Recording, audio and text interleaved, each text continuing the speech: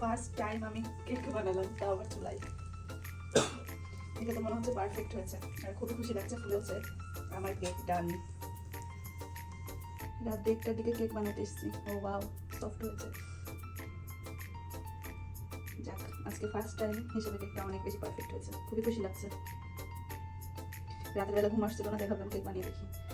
এখন ঠান্ডা হোক, তারপর খাওয়া হবে। ওয়াও, গরম গরম অবস্থায় কেকটাকে বের করে ফেলেছি। এই যে এটা একটু পিছনের লুক, আর এটা হচ্ছে সামনের। আজকে ফার্স্ট কেক বানিয়ে কি যে খুশি লাগছে।